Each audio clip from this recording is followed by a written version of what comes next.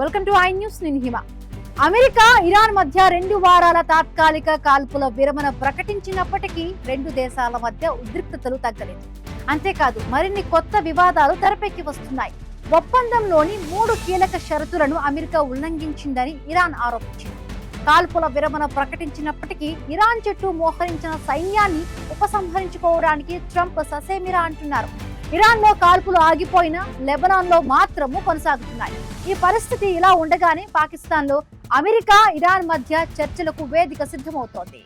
2 వారాల కాల్పుల విరమణ అమల్లోకి వచ్చినప్పటికీ రెండు శిబిరాలు ఒకరిపై ఒకరు ఆరోపణలు చేసుకుంటూనే ఉన్నారు. ఒకరిపై ఒకరికి ఇంకా నమ్మకం కుదరట్లేదు. అపనమ్మకం, అనుమానాల మధ్య ఎవరి వ్యూహాల్లో వారు మునిగి తేలుతున్నారు.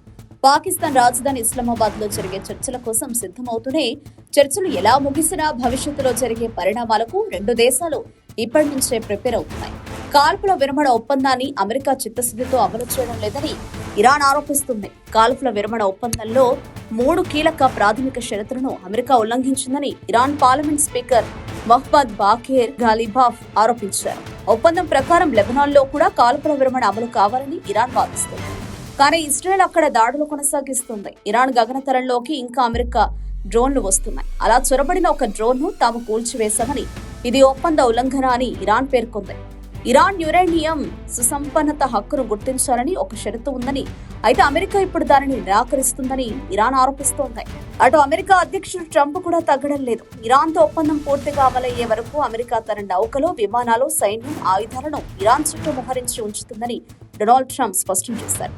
ఒప్పందాన్ని ఇరాన్ ఖచ్చితంగా పాటిస్తుందో లేదో పర్యవేక్షించడానికి, ఒకవేళ ఒప్పందాన్ని ఉల్లంఘిస్తే మునుపటి కంటే శక్తివంతమైన విధ్వంసకర దాడులు చేయడానికి సిద్ధంగా ఉండాలని ఆయన నిర్ణయం తీసుకున్నారు. కాల్పుల విరమణ ఒప్పందంపై ఇరు పక్షాల్లోనూ తీవ్రమైన అనుమానాలున్నాయి. దానికి ప్రధాన కారణాలున్నాయి. ఈ ఒప్పందంలో లెబనాన్ భాగం కాదని ఇజ్రాయెల్ ప్రధాని నేతన్యాహు, అమెరికా ఉపాధ్యక్షుడు జేడీ వాన్స్ అంటున్నారు. కానీ లెబనాన్ కూడా ఇందులో భాగమేనని మధ్యవర్తిత్వం వహించిన పాకిస్తాన్, ఇరాన్ చెబుతున్నాయి. అమెరికా అడ్మినిస్ట్రేషన్ చెబుతున్న పాయింట్లకు ట్రంప్ సోషల్ మీడియాలో పోస్టు చేసిన అంశాలకు మధ్య వ్యత్యాసం ఉండడం గందరగోళానికి దారితీస్తుంది. గతంలో కూడా అమెరికా ఒప్పందాలను ఉల్లంఘించిందని, ఇప్పుడు కూడా అదే జరుగుతోందని ఇరాన్ అంటోంది. అపనమ్మకం, అనుమానాల మధ్య పాకిస్తాన్ రాజధాని ఇస్లామాబాద్ లో చర్చలకు రంగం సిద్ధమైంది. ఈ చర్చల కోసం ఇరాన్ ప్రతినిధి బృందం ఇప్పటికే పాకిస్తాన్ బయలుదేరింది. భద్రతా కారణాల దృష్ట్యా ఇస్లామాబాద్ లో 2 రోజుల పాటు సెలవు కూడా ప్రకటించారు. అమెరికా తరపున ఉపాధ్యక్షుడు జేడీ వాన్స్ ఈ చర్చలో పాల్గొనే అవకాశం ఉంది.